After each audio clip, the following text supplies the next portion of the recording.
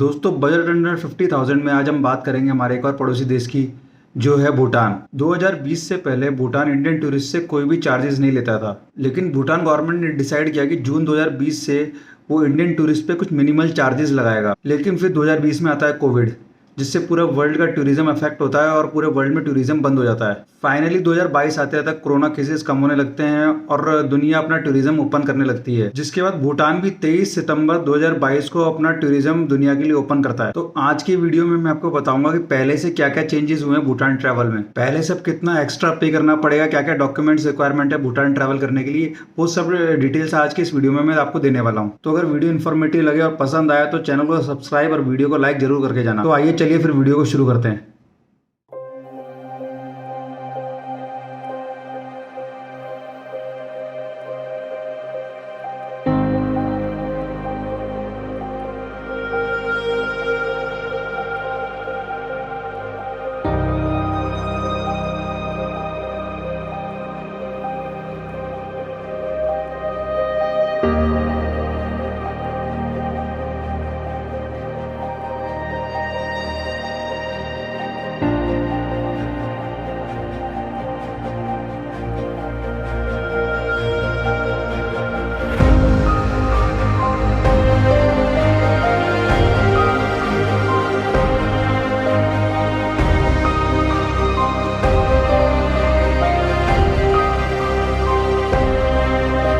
स्वागत है दोस्तों आपका एक और नए वीडियो में। जैसा कि काफ़ी लोग जानते हैं और जिन लोगों को नहीं पता है उन लोगों की जानकारी के लिए बता देता हूँ।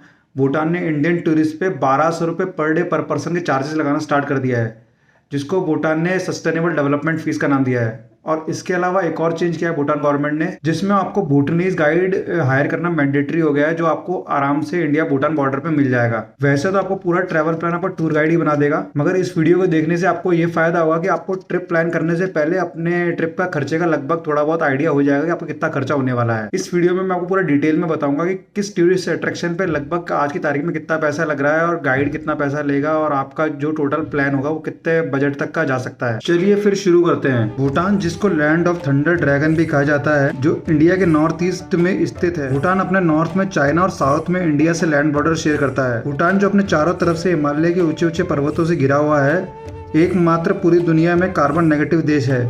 इसका मतलब है जितना वो कार्बन डाइऑक्साइड जनरेट करता है उससे कई ज्यादा ऑक्सीजन रिलीज करता है। भूटान में टबैको पूरी तरह से बैन है और ये भूटान के संविधान में लिखा हुआ है कि भूटान का 60% एरिया हमेशा फॉरेस्ट रखा जाएगा। भूटान दुनिया में एकमात्र देश है जो अपनी इकोनॉमी ग्रॉस डोमेस्टिक प्रोडक्ट में ग्रॉस डोमेस्टिक हैप्पीनेस में कैलकुलेट करता है। इसका मतलब देश में कितने लोग खुशहाल हैं। आइए बात करते हैं भूटान पहुंचा कैसे जाए। दोस्तों वैसे तो भूटान आप ट्रेन या प्लेन से आराम से कैसे भी पहुंच सकते हैं, लेकिन हम पहले बात करेंगे ट्रेन की। यदि आप ट्रेन से भूटान जा रहे हैं तो भूटान के सबसे पास रेलवे स्टेशन है हाशीमारा रेलवे स्टेशन, जो जयगांव से 14 से 15 किलोमीटर दूर है।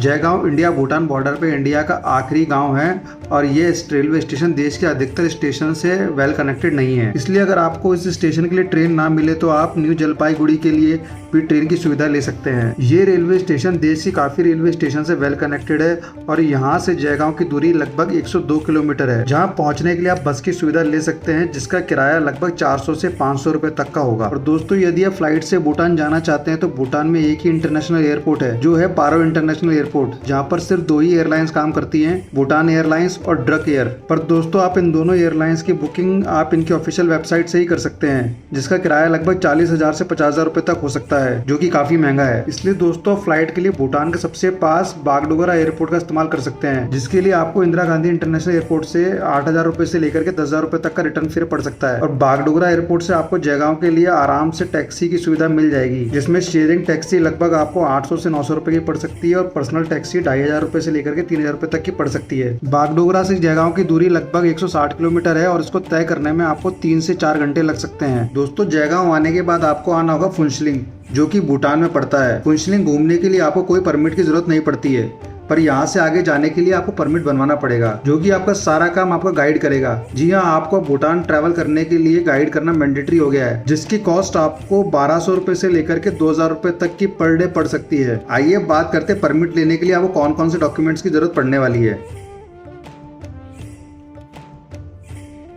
दोस्तों परमिट लेने के लिए आपको चाहिए होगा पासपोर्ट और अगर आपके पास पासपोर्ट नहीं है तो आप वोटर ID कार्ड का यूज भी कर सकते हैं। और इसके अलावा आपको चाहिए होगा हेल्थ इंश्योरेंस, जिसकी कॉस्ट आपको 500 रुपए तक की पड़ सकती है। ये सारे डॉक्यूमेंट्स लेकर के आपको इमिग्रेशन ऑफिस जाना पड़ेगा, जहाँ पर आपका गाइड सारा इमिग्रेशन प्रोसेस कराएगा और वो आपका परमिट लेकर के आ जाएगा। और वहीं पे ही आपको SDF 1200 रुपए पर डे के हिसाब से पे करने पड़ेंगे। और अब बात करें सिम कार्ड की, तो भूटान में बी मोबाइल और तासी सेल की सिम मिलती है। बी मोबाइल जो कि गवर्नमेंट कंपनी है और तासी सेल एक प्राइवेट कंपनी है।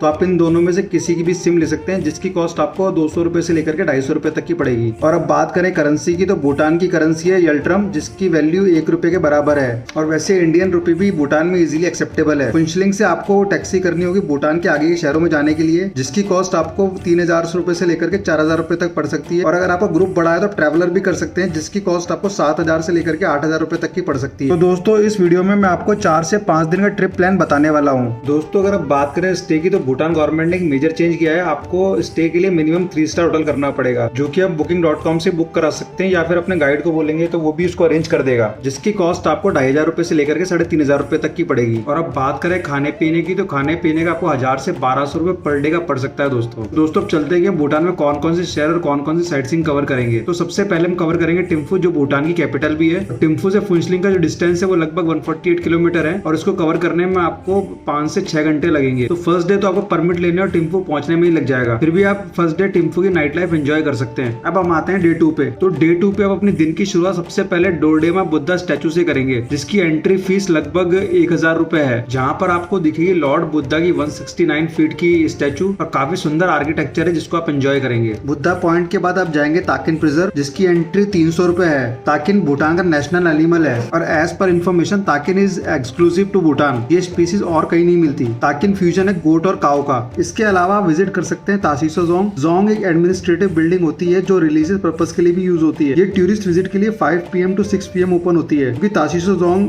में ही किंग का ऑफिस है। और अगर आप भूटान घूमने गए हैं तो चंगली मिथोंग स्टेडियम जरूर विजिट करें। ये एक आर्चरी स्टेडियम है। Archery is the national sport of Bhutan. तो आप यहाँ जाके आर्चरी के लाइव मैच को एंजॉय कर सकते हैं। दोस्तों अगर आप थर्ड डे भी टिम्फू में रुकते हैं तो आप मेमोरियल चौटन को भी विजिट कर सकते हैं। मेमोरियल चौटन जो है भूटान के 3rd किंग की मेमोरी में बनाया गया था। इसके अलावा आप टिम्फू में विजिट कर सकते हैं सिंपली म्यूजियम या लिविंग म्यूजियम, जिसकी एंट्री 700 रुपए है, जहाँ पर आपको भूटान की कल्चरल और ट्रेडिशनल हिस्ट्री के बारे में पूरा एक्सप्लेन किया जाएगा। तो आप इसको भी टिम्फू में विजिट कर सकते हैं। डे 3 में आप निकलेंगे पुनाखा के लिए, जिसमें सबसे पहले आप कवर करेंगे दोचुला पास। ये एक माउंटेन पास है जहाँ पर 108 चौटन्स या स्तूपास बनाए गए हैं। ये चौटन 2003 में मिलिटेंट्स से लड़ते हुए शहीद हुए सोल्जर्स की याद में बनाए गए हैं। दोचुला पास के अपोजिट ड्रुकवेंगल कैफे भी है, यहाँ पर आप फूड वगैरह ले सकते हैं। इसके बाद आप जाएंगे फैलिस विलेज। ये बहुत ही अलग विलेज है और यू मस्ट एक्सपीरियंस इट। आप फैलिस विलेज में लंच वगैरह ले सकते हैं, और इसके बाद आप जा सकते हैं पुनाखा जोंग, जिसकी एंट्री 1000 रुपए है। और फाइनली पुनाखा जोंग विजिट करने के बाद आप पुनाखा सस्पेंशन ब्रिज विजिट करेंगे, और लेट इवनिंग में आप पारो पहुंच जाएंगे। पुनाखा ब्रिज भूटान का सबसे लंबा ब्रिज है।